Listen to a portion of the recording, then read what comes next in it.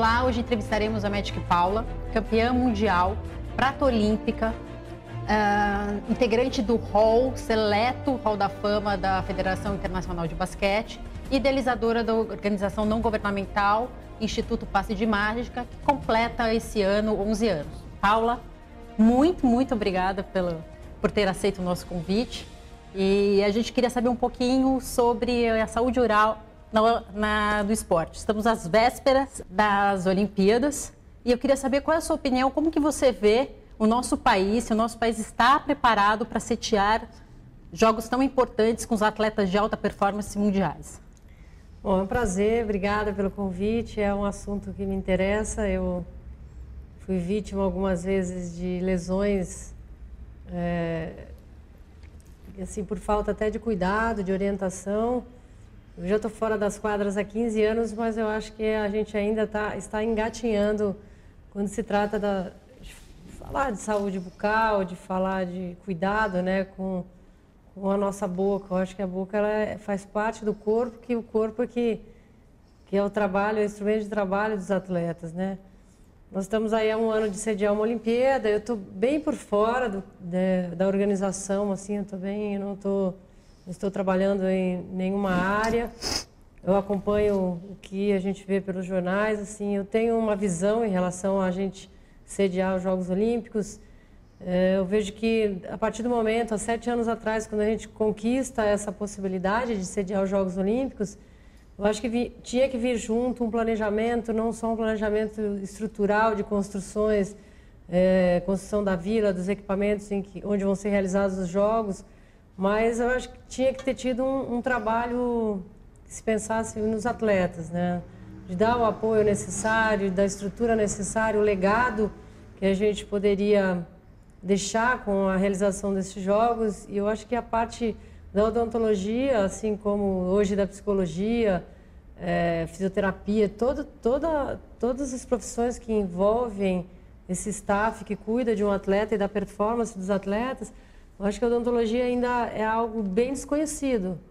É algo que a gente sabe que nas vilas olímpicas a gente tem lá a oportunidade de, se acontecer alguma coisa com a parte dentária, de ter um espaço, de ter uma clínica.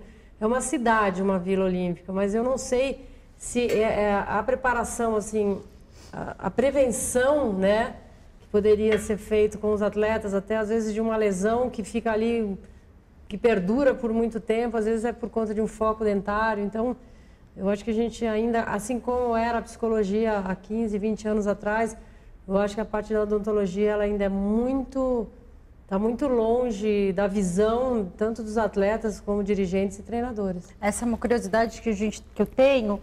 Explica um pouco, durante os Jogos Olímpicos, dentro da vila, tem um posto que atende diretamente os atletas ou é feito um trabalho antes deles chegarem para participar de qualquer tipo de tratamento, de preparação, para que não tenha nenhuma intercorrência, por exemplo, durante os Jogos? Não, eu acho que essa prevenção ela fica a cargo de cada país. Então, como isso é trabalhado em cada país? Dentro da vila, ele vai ter toda a estrutura que ele necessita. Para você ter uma ideia, na vila tem até boate.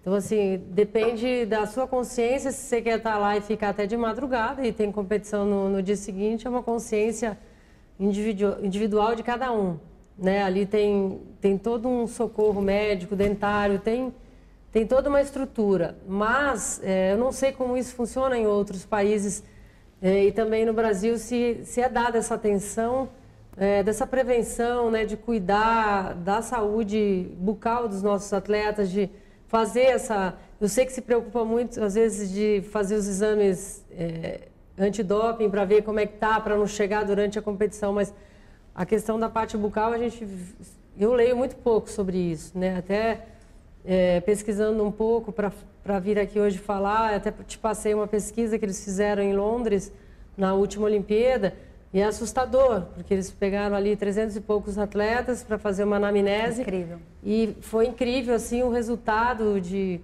porcentagem de cáries, até da estrutura óssea dos atletas. Então, assim, muito comprometida, né? Pegaram ali uma pequena parte que estava presente nas Olimpíadas. Aqui a gente vai ter, acho que mais de 4.000 atletas, 5.000 atletas. Então, é algo que, infelizmente, ainda, não sei se não descobriram ou se não é dada a devida atenção. Excelente. Recentemente, você esteve em Atlanta, cobrindo os jogos da NBA. E eu acho que é visto cada vez mais em esportes de alto impacto ou de contato a utilização de dispositivos de proteção intrabucal. Como que você vê isso? Como é a utilização hoje disso? Aqui, o que você vê que é feito? Eu sinto que tem pode ser uma percepção errônea, mas eu sinto que está havendo uma maior preocupação em relação a esse tipo de lesão. O contato é muito grande no jogo de basquete, né? E os jogos da NBA, muito mais. Me chamou a atenção porque o melhor jogador da temporada, que é o Stephen Curry, ele fica com o protetor, a hora que para o jogo, na boca, para lá e para cá. Até eu brinquei, ele tá parecendo uma chupeta, porque ele joga como se ele estivesse jogando do outro lado ali da rua, sabe? Ele joga numa tranquilidade, ele joga brincando. E aí você vê que ele está utilizando o protetor bucal e você vê que todo momento que para o jogo, os atletas... É um corpo estranho na boca, mas é necessário. Eu cheguei a usar nos últimos anos da minha carreira, e eu como armador, eu tinha que me comunicar muito com a equipe. E para você falar com um protetor bucal é complicado, mas eu acho que essa consciência pelo jogo de contato, cotovelo, né, que existe na NBA e em qualquer lugar, nos campeonatos europeus e aqui no Brasil também, está existindo uma consciência maior por parte da utilização dos protetores. Eu acho que está um pouquinho mais avançada do que, na verdade, a consciência também com a saúde bucal, né? Você comentou que você já estava afastada das quadras há 15 anos.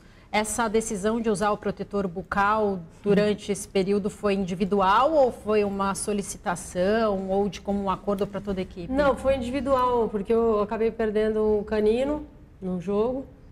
Por causa de uma colisão? Levei uma cotovelada num lance de rebote, assim, de disputa de bola, foi sem querer. Eu acabei perdendo meu canino. Então, a partir desse momento, de colocar o implante e tal, eu falei, não quero perder mais nenhum dente. Então, foi na verdade, uma decisão minha a gente ainda na época não tinha os protetores mais maleáveis, era aquela coisa dura, e só quando ia para os Estados Unidos que conseguia comprar. Mas hoje eu acho que já existe essas máquinas que hoje conseguem fazer o tamanho da sua estrutura, né? Da sua boca individualizado, mesmo. Individualizado para não ter tanto. Então, assim, o meu foi mesmo aquela coisa na dor, por ter perdido um dente, que eu acabei tendo que recorrer a essa proteção. Entendi. Teve alguma situação que você conhece dentro da época que você jogava que impossibilitou ou prejudicou muito algum atleta ou algum jogo por causa de algum tipo de lesão bucal? Por exemplo, se você leva uma cotovelada hoje, amanhã você tem um outro jogo. Você está no meio de uma competição ou de uma final e você acaba perdendo um dente ou você acaba fraturando, né? Eu já fraturei também dente. Então, assim, fica, às vezes, aquela incógnita se vai jogar ou não, porque qualquer cotovelada, qualquer colisão com o dente pode agravar ainda mais a situação. Então, às vezes, você pode ficar de fora de uma final de campeonato que você se preparou o ano inteiro por conta de não ter feito a proteção ideal. Queria saber um pouquinho sobre o Instituto Passe de Mágica. Esse ano ele completa 11 anos. É um trabalho muito interessante que vocês fazem. Vocês têm alguma abordagem em relação à saúde oral? Eu sei que ele trabalha com crianças e adolescentes em situação de vulnerabilidade social. Existe dentro dele algum trabalho desenvolvido para a saúde bucal dessas crianças? Bom, o Instituto nasceu em 2004 e a gente tem uma filosofia muito voltada para o desenvolvimento humano. A gente trabalha o esporte, pegando o esporte como um gancho, mais para trabalhar desenvolvimento humano. E quando a gente fala em desenvolvimento humano, a gente fala na completude da criança, não é só... Então, assim, é o esporte preparando essa criança para o mundo, né? Dele ter autonomia, para buscar um trabalho, ele ter autonomia para buscar passar no vestibular, para ele ter autonomia na vida dele. E quando a gente trata da completude, né, de ser um ser completo, a gente tem que partir para essa orientação também, a orientação sexual, a orientação da higiene pessoal, da higiene bucal, né? A gente só não tem algo que a gente até gostaria de ter, de poder ter um local em que essa criançada, ou até pegar essa molecada no final de semana e ter alguém que vá falar sobre isso, ou vá fazer, de repente, um mutirão, né, de dar uma geral e ver como essa molecada está. Assim, o trabalho que a gente faz é limitado, é um trabalho em que a gente explica e está o tempo todo falando da necessidade da limpeza com você mesmo, com a sua boca, de como escovar os dentes, de quantas vezes você tem que fazer isso por dia. A gente acaba sendo, na verdade, a extensão da família, né? São crianças que têm seus pais trabalhando, moram na periferia, que passam o dia todo em casa e chegam em casa de noite. Que motivação esses pais têm de ainda sentar e abordar com seus filhos vários temas que a gente acaba abordando dentro do Instituto. Porque lá no Instituto eu acho que a coisa que fica em 8º, 9º, 10º lugar é o basquete. Porque assim, quando eu pensei de desenvolver esse trabalho com o Instituto, na verdade eu me fiz algumas perguntas. O que o esporte te trouxe? Né? Além de ser medalhista olímpica, ter vivido profissionalmente disso, o esporte me ensinou desde pequena que eu tinha que respeitar a hierarquia, viver em grupo, disciplina, conviver com nuances de perder e ganhar. E assim, me ensinou coisas para a minha vida, que eu carrego até hoje, né? De chegar na hora, né? De ter regras, de ter limite, de querer transpor obstáculos, e sonhar com as coisas. Eu acho que a gente, quando deixa de sonhar com as coisas, a gente deixa de lutar por elas, né? Então, o Instituto, ele trabalha o basquete, mas de uma forma muito mais ali na atividade, fazendo com que eles pensem o que aquilo tá mexendo com eles, né? Então, ali numa atividade, olha, o que você sentiu agora que ele não passou a bola para você? A vida é assim, vai chegar uma hora que você vai ter que se virar sozinho. Trabalha o indivíduo, né? Trabalha, e assim, é de um jeito que não é aquela coisa que ele vai lá e senta na sala de aula e alguém vai estar explicando, ou que o pai e a mãe vai estar falando, não. É na atividade mesmo que eles vão aprendendo a ser um ser mais completo. Poxa, que interessante. E dentro dessa toda a sua trajetória, não só do esporte, como de vida, como que você percebe a evolução da saúde bucal dentro do Brasil? Seja no ambiente esportivo, seja no instituto, seja na vida, na evolução durante todos esses anos. Eu acho que está longe do ideal, né? Eu tive a oportunidade de morar uma temporada na Europa também jogando. Lá é muito pior que aqui. Eu acho que aqui a gente está longe de ser o ideal, né? Às vezes dessa consciência. Falta muita consciência para tudo ainda no nosso país, né? Da questão do lixo, da questão da água, de coisas fundamentais, e que eu acho que na escola a gente deveria insistir um pouco mais nisso, né? Aprender. Eu acho que a gente está longe ainda do ideal, tanto na parte esportiva como no nosso dia a dia. Eu vejo na minha casa, a minha secretária lá do lar, ela, há alguns meses atrás, teve um problema, eu estava com foco dentário, e por quê? Porque não vai ao dentista, né? E assim, não tem consciência de que, é caro, ou sei lá, vou ter que gastar, não, mas é algo que faz parte da sua... De ser um ser realmente completo, né? Eu acho que a boca Exatamente, você vai conversar, onde você olha, é a boca. Então, eu acho que falta uma consciência, uma campanha governamental. A gente falta várias campanhas... preventiva, talvez. Não vamos lá e vai arrancar. Porque a primeira coisa que ela me disse foi, eu vou arrancar o dente. Eu falei, como assim? Hoje não existe mais isso. Hoje tem formas de você fazer algo que não precisa arrancar o dente. Mas, assim...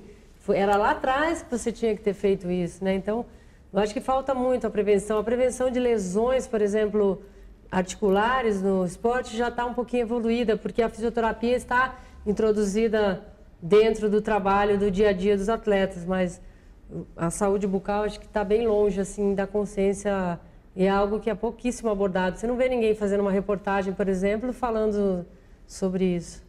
Paula, te agradeço muito. Obrigada. Muito obrigada por ter vindo. Acho que ajudou a tirar várias dúvidas, não só minhas, mas de todos.